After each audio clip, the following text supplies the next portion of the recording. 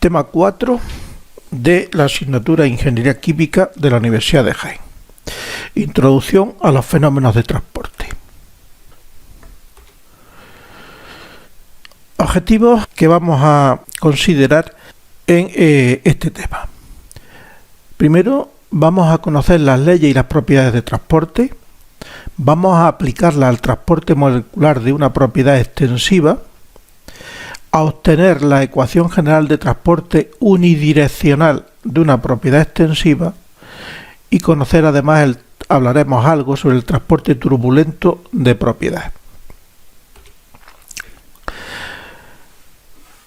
Pues todas las operaciones unitarias de la ingeniería química se caracterizan porque en ellas se produce el transporte de una o varias propiedades extensivas. En una se produce el transporte de una propiedad extensiva, en otra de otra propiedad extensiva, y hay algunas donde también hay un transporte simultáneo de varias propiedades extensivas. Entonces, las propiedades extensivas que se transportan o modifican son la cantidad de movimiento, la energía y la materia. ¿Cuál es el objetivo de modificar esta cantidad de movimiento, esta energía o esta materia? Pues precisamente adaptar la materia al proceso al cual se va a introducir. O sea, simplemente lo que buscamos es modificar sus condiciones para el proceso al cual se va a someter. Bueno, pues entonces estos transportes de cantidad de movimiento, energía y materia se encargan de estudiarlo los fenómenos de transporte. Con esos fenómenos de transporte llegamos a obtener ecuaciones de diseño, que son ecuaciones de diseño que nos permiten luego diseñar equipos y operaciones. Bueno, indicar que este transporte de cantidad de movimiento, energía y materia siempre son procesos cinéticos con tendencia al equilibrio. O sea, siempre existe un gradiente de propiedad que es el que origina el transporte y se transporta hasta que desaparece el gradiente de propiedad. O sea, son procesos cinéticos con tendencia al equilibrio. ¿Cómo podemos clasificar las operaciones? Pues en función de qué propiedad sea la que se transporte mayoritariamente. Si es cantidad de movimiento, pues hablaremos de flujo de fluidos, de sedimentación, de filtración. Si el transporte es de energía, pues aislamiento térmico, cambiadores de calor, evaporadores. Que el transporte es de materia, absorción con B, absorción con D, extracción, rectificación, etcétera. Y en algunos se produce simultáneamente el transporte de materia y energía, como el caso de humidificación, secado, etcétera. O sea, aquí tenemos una serie de operaciones unitarias que están clasificadas en función de qué propiedad sea la que se transporte mayoritariamente. Todos son propiedades extensivas. Bueno, hemos dicho que se va a transportar cantidad de movimiento, energía y materia. Bueno, si en un sólido existen diferentes zonas con distinta temperatura, aparecerá un gradiente de temperatura, con lo cual existirá transporte de temperatura desde las zonas de mayor concentración hacia las zonas de menor concentración, o sea, de la zona más caliente a la zona más fría. Objetivo, pues que al final desaparezca esa diferencia de temperatura. O sea, aparece un gradiente de concentración de energía que es el que origina ese transporte. Cuando la diferencia es de concentración de un componente, pues exactamente igual, aparece un gradiente de concentración, aparece una diferencia de concentración y eso hace que haya un transporte de ese componente de las zonas de mayor concentración hacia las zonas de menor concentración.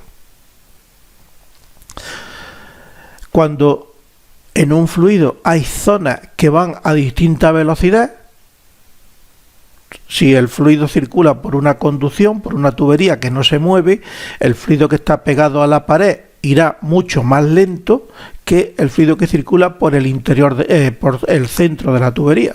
Por lo tanto, existen zonas con diferente velocidad. Si hay diferente velocidad, automáticamente hay un gradiente de velocidades y por lo tanto un gradiente de cantidad de movimiento. Entonces, ese gradiente de cantidad de movimiento es el que origina que se produzca ese transporte de cantidad de movimiento. Bien, con el estudio de estas tres propiedades extensivas que hemos hablado, se pueden diseñar todas las operaciones de tipo físico que tienen lugar en la industria. Luego vamos a considerar también el flujo de propiedad en unidades de propiedad por unidad de tiempo, como hemos visto en la ecuación de conservación en el tema anterior. O sea, el flujo de propiedad siempre es propiedad por unidad de tiempo. Pero aquí vamos a introducir también otra definición, y es la densidad de flujo.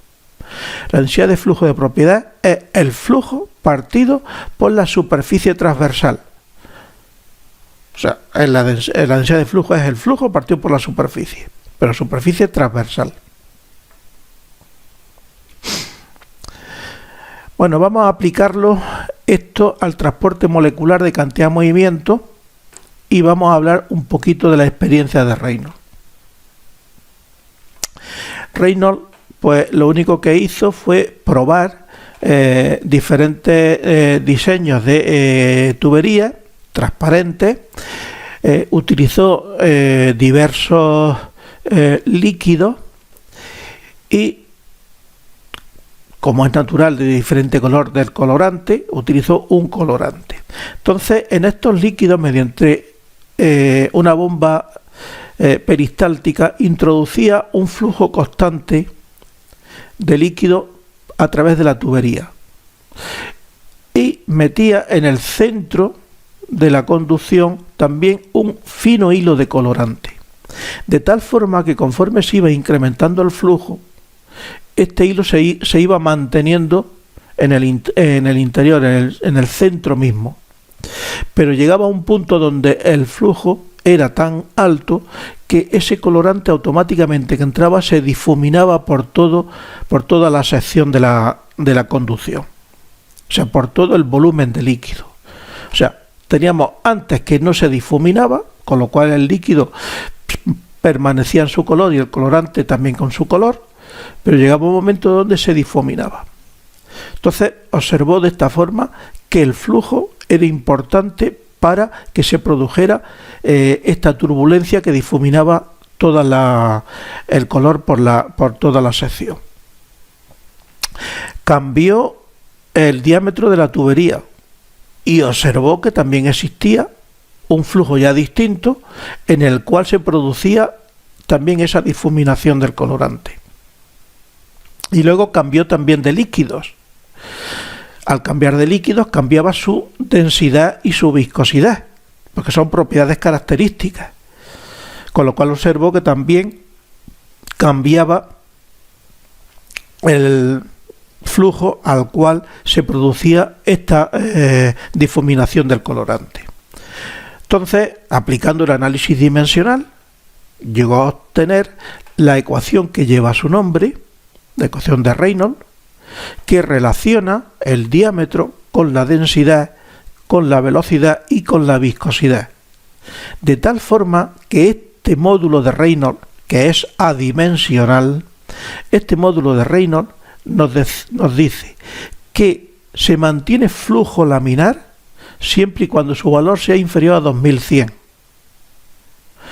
y se mantiene flujo turbulento siempre que su valor sea mayor de 4000.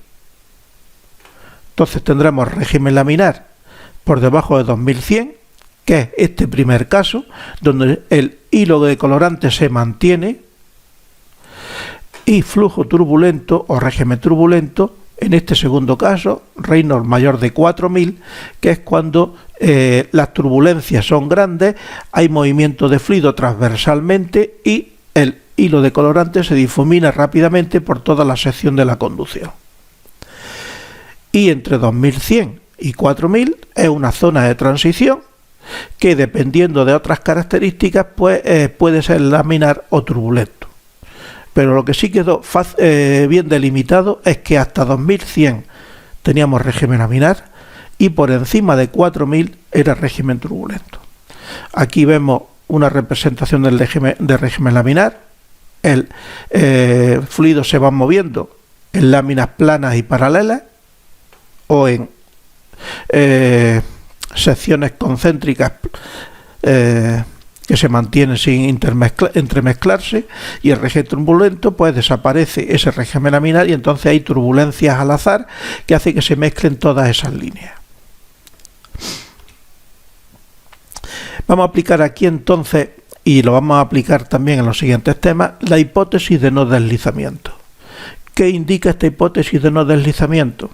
Que el fluido en contacto con la pared se mueve a la misma velocidad de la pared. Esa es la hipótesis de no deslizamiento.